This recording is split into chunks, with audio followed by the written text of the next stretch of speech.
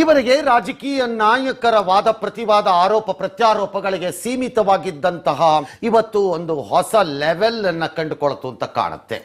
ಕಾರಣ ದರ್ಶನ್ ಚಿತ್ರನಟ challenging star ಅವರು ಪ್ರಚಾರಕ್ಕೆ ಮಿಂಚಿನಂತೆ ಇಳಿದಿದ್ದು.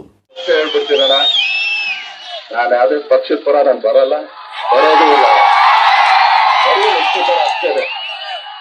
ಏನಕ್ಕೆ ಅಂತಂದ್ರೆ ಇದೇ 5 ವರ್ಷದ ಕೆಳಗಡೆ ನರೇಂದ್ರಣ್ಣ ಮಾಡಿದಂತ ಸಹಾಯ ಇವತ್ತು ನಿಲ್ಸ್ಕೊಳ್ತೀವಿ.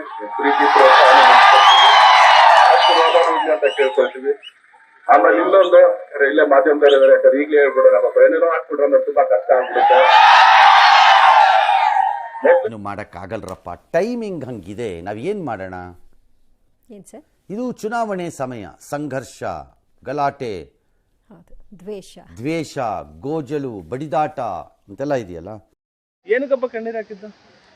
ಅವ್ರು ಫಸ್ಟ್ ಟೈಮ್ ನೋಡಿದ್ದು, ನನ್ನ ಕರೆದು ಗುರುತಿಸಿದ್ರು ಬಾಯಿಲಿ ಅಂತ. ಅಂಡ್ ಅವ್ರ ಡೈಯಾರ್ಡ್ ಫ್ಯಾನ್ ನಾನು. ಒಂಥರ ನಮ್ಗೆ ದೇವ್ರಿದ್ದಂಗೆ. ಚಿಕ್ಕ ವಯಸ್ಸಿಂದ ಫ್ಯಾನ್, ತುಂಬಾ ಇಷ್ಟ ಅವ್ರಂದ್ರೆ.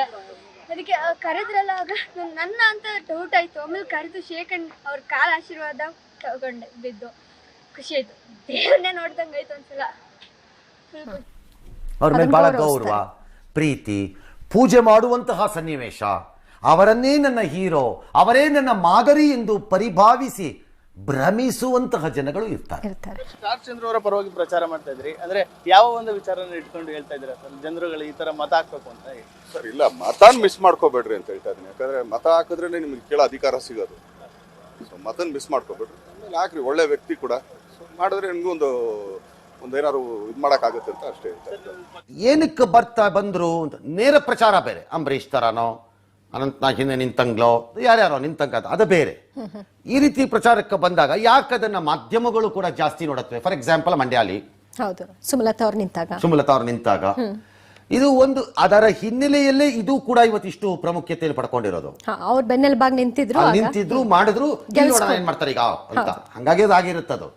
ಹಾಗಾಗಿ ಸಹಜವಾಗಿ ಆ ಕುತೂಹಲಗಳು ಹೆಚ್ಚಾಗ್ತಾ ಹೋಗತ್ವೆ. ನನಗಿದ್ರ ಒಂಥರ ಸಂತೋಷ.